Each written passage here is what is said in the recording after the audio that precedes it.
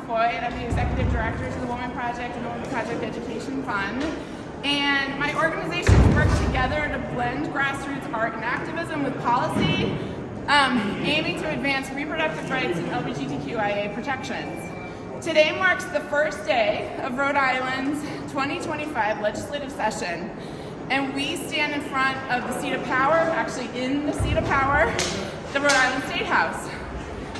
Collectively, the people behind the screens, the people behind me, the people on the interwebs watching, are calling for our local and state lawmakers to keep the tenets of people's bodily freedom freedoms front and center as we move forward this session. The concept of freedom has often been exploited throughout the history with an ongoing struggle to protect and expand it. We call on the 2025 General Assembly to keep all Rhode Islanders' intersectional freedoms front and center in the judgments with the framework of equity and access for all. I'm going to pass it on to a few other people that are going to speak to a few bodily freedoms. Thank you for being here. Okay, tag it. Nina, go. Hello, my name is Nina Harrison. I'm the Policy Director at the Economic Progress Institute, which is a lobby and research organization that fights for laws that benefit low and modest income Rhode Islanders and advance equity. I'm also the co-chair of the Protect Our Healthcare Coalition. And bodily freedom means having access to comprehensive, affordable health care. You can't exercise bodily freedom if you can't access a doctor, if you can't get the medicines that you need, and if you can't get them at an affordable price that doesn't bankrupt you. And so meaningful bodily freedom means meaningful access to comprehensive, affordable health care. And we all know that health care is expensive, health care costs are rising, and unfortunately, freedom is not always free. And so to fund the things like affordable health care, like comprehensive health care, this state needs to raise sufficient revenue to support its citizens in getting the freedoms that they need and deserve. And so I hope that this session, that will be top of mind for everybody, is raising revenue in a variety of ways, or any ways, raising revenue to pay for the programs and systems and institutions that guarantee our freedoms, like bodily freedoms and affordable health care. Thank you.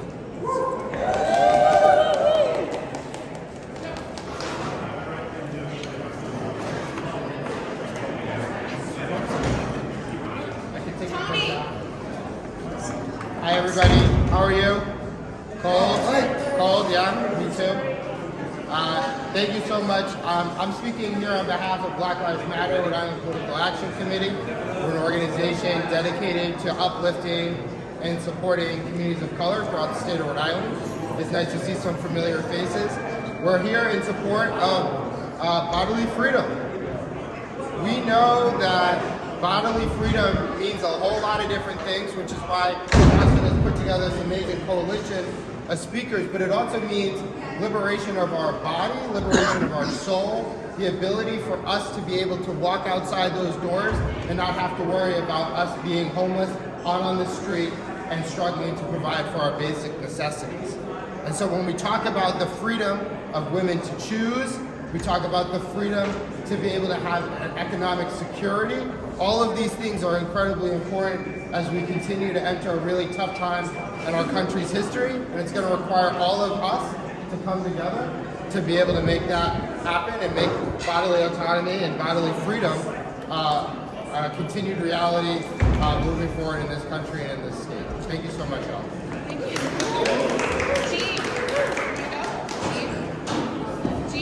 Gene, you're up.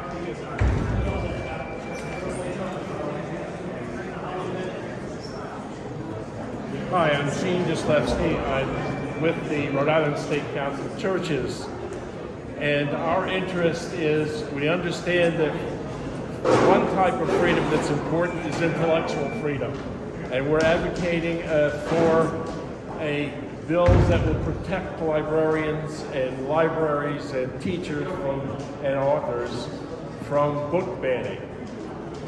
When the country was founded, there was a clear understanding by the founders that, look, we are a self-governing and diverse people, and so a wealthy, healthy dialogue is valuable and important. And if that's impeded, then that works against us. And dialogue means not just saying what I have to say, but also having access to what you're saying and to consider that. Without that, we don't really know who we are as a society. And are we able to develop a vision of where we're going without information about who we are and who we are a part of? This is also problematic in schools because our education system is set up so that there isn't any impediment imposed because of ideology or majoritarian ideas, so that kids can feel respected, they can learn about each other's world and lives, they can learn to be respected and to respect others. And hopefully, in that context, when they grow up, they'll be good citizens, they'll be productive citizens, they'll be healthy and happy. So we're going to support as best we can a bill to stop book banning. Thank you.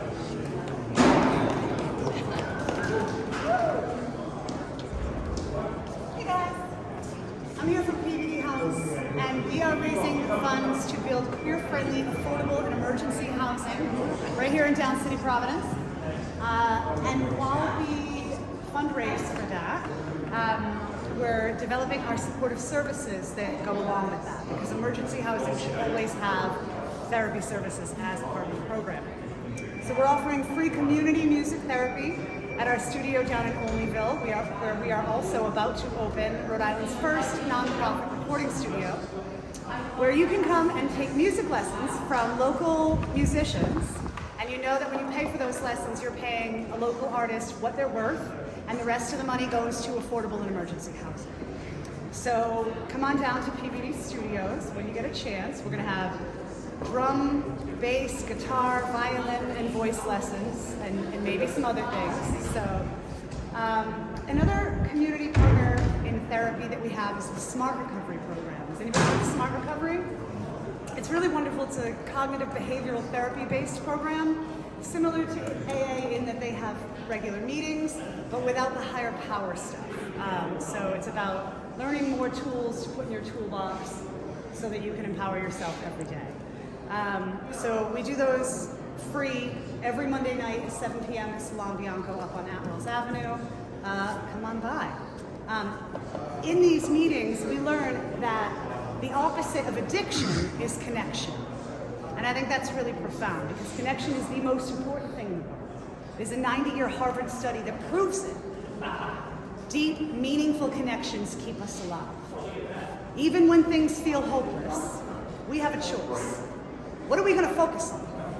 Are we going to focus on being mad about the election? We could. We'll just fuel that fire. If you want to focus on safety in the pursuit of happiness with us, then that's going to make a much bigger difference, right? Better energy. So what do you want to focus on? I know what I want to focus on. I want to feel safe in my home, safe in our community, and safe in our world. Thank you so much for your time.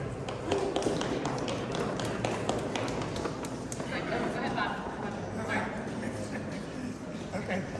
Bob O'Neill, I'm with Pride in Aging, and I can only speak to my own experience as a cis white gay man. But what bodily freedom means to me is to be able to go out to my daily routine without the fear of harassment, threats, or violence. And it means I can live my life openly and put a gay pride flag in front of my house without having to worry about having my home vandalized. It means that I have the right to share my bed with a consenting adult of the same gender if I wish to. It means that I have the right to marry a partner of the same gender if I wish to. It means that I have the freedom to read, which is I'm passionate about, freedom to read and to learn. and it means that I have the freedom from religious oppression, whether it's state-sponsored or legislated in Washington. And that's just about it.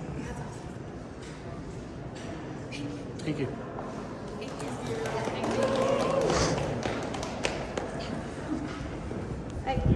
Hopefully value will be a concern with me.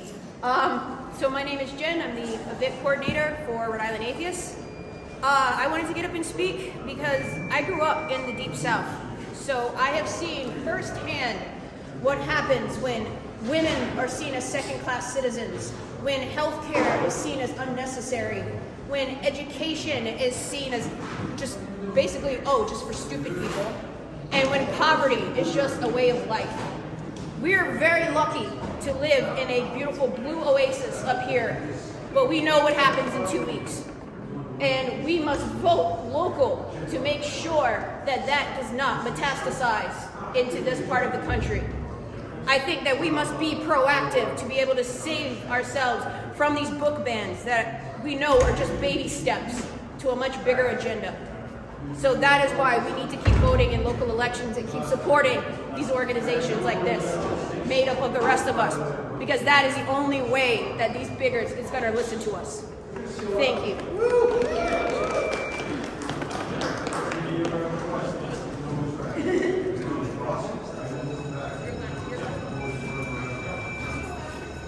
I am Reverend Denise Paul, and I am a Unitarian Universalist minister who serves a little congregation in Peacedale, Rhode Island. And I use he, she, they pronouns, and I am the child of immigrants. And I just want to give you one example of how these two identities intersect to have bodily freedom taken away from us. In the waning days of 2024, a federal judge in Florida upheld the state's practice of forcing prisoners, inmates, to detransition. This can't stand. We have to have at least that much freedom over our own bodies that we can determine our own gender expression, no matter what our state of what's the word I'm looking for? Whatever our state of immigration is, because a lot of these prisoners who are being incarcerated are immigrants whose immigration status is being questioned. We have to do what we can to preserve bodily freedom.